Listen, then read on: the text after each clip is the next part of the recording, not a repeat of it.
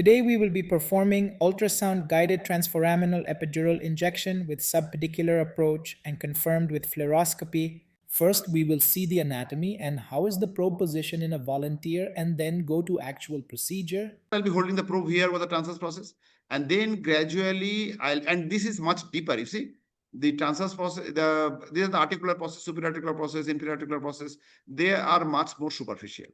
So when I'll be holding the probe over here and gradually sliding the probe towards the midline, I'll see the articular pillars, and this projected part of the articular pillar, this part is known as the mamillary process. This is the mamillary process.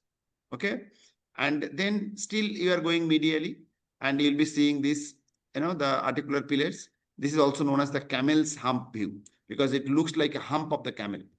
And then still you are going medially, you'll be seeing the interlaminar. So between the two lamina, there are acoustic window through which you can see the spinal canal. So this was the transverse process. If I'm going more medial from here, suddenly the bony projection is coming. So this is your what? Articular process. Articular process, or also known as the camel hump view. So this was your transverse process, and this was your mammillary process. This process is mammillary process, right? Mammillary process. Yes. One mammillary process, another mammillary process.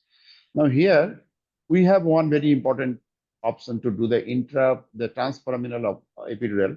So after you are getting the mammillary process, fix the lower end of the probe, and upper end of the probe I am coming back to the transverse process.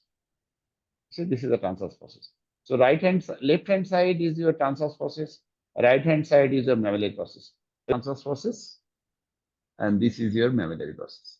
Because mammillary process is articular pillar, so that is much more superficial. The transverse process is deeper. So here is your nerve root. This is your nerve root. So your needle can come like this, and you can give in plane transforaminal epidural injection. And you can see the blood vessels also in front of the mammillary artery. Nerve root, there is a blood vessel as well. Now we will see how to do the block in real time. First, the ultrasound probe is placed over the transverse process in a parasagittal orientation. From this position, the probe is slowly moved medially until the mammillary process is visualized. Then probe is slightly tilted so that one end of the probe remains over the transverse process and other end over mammillary process. After confirming the sonoanatomy, a needle is introduced in plane with the probe. The needle is advanced under real-time ultrasound guidance, carefully directing it toward the target nerve root in the intertransverse region, while continuously visualizing the needle tip.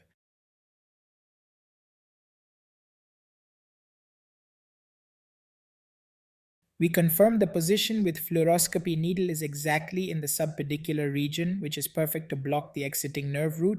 On this fluoroscopic view, the transverse process of L5 appeared unusually enlarged and was articulating with the sacral ala. This represents a lumbosacral transitional vertebra, commonly associated with Bertolotti's syndrome. After giving the contrast, we can clearly see the exiting nerve root.